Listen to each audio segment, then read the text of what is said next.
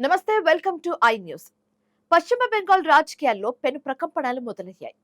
ఒకప్పుడు మమతా బెనర్జీ మాటే శాసనంగా నడిచిన టీఎంసీ ఇప్పుడు అంతర్గత తిరుగుబాటుతో కుదేలవుతుంది. అసలు ఈ సంక్షోభానికి కారణం ఎవరు? పార్టీని కాపాడాలా, లేక తన రాజకీయ వారసుడిగా భావిస్తున్న మేనల్లుడు అభిషేక్ బెనర్జీకి అండగా నిలవాలా? ఇప్పుడు ఇదే ప్రశ్న మమతా బెనర్జీ ముందుంది.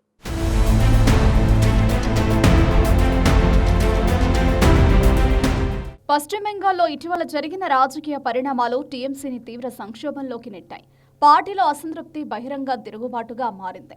తిరుగుబాటు నేతలు నేరుగా మమతపై కాకుండా ఆమె మేనల్లుడు మరియు పార్టీ జాతీయ ప్రధాన కార్యదర్శి అయిన అభిషేక్ బెనర్జీ నాయకత్వ శైలిపైనే అభ్యంతరాలు వ్యక్తం చేస్తున్నారు.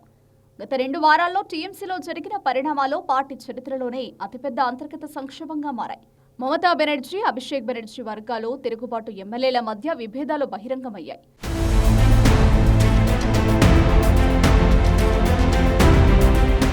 పార్టీలో దాదాపు 60 మంది ఎమ్మెల్యేలు అసంతృప్తిగా ఉన్నారనే వార్తల మధ్య టీఎంసీ అన్ని కమిటీలు, అనుబంధ విభాగాలను రద్దు చేస్తూ సంచలన నిర్ణయం తీసుకుంది.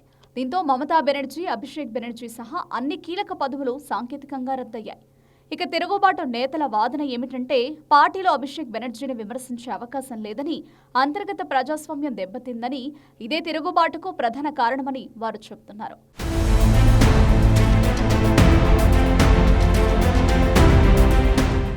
మరోవైపు మమతా బెనర్జీ మాత్రం తిరుగుబాటు నేతలపై తీవ్ర స్థాయిలో విరుచుకుపడుతున్నారు.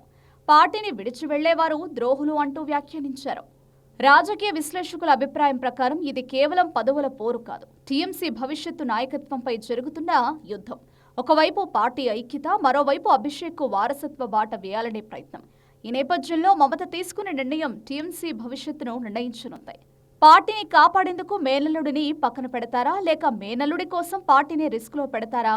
మమత తీసుకున్న నిర్ణయం కోసం ఇప్పుడు బెంగాల్ మాత్రమే కాదు, దేశ రాజకీయాలు ఆసక్తిగా ఎదురుచూస్తున్నాయి.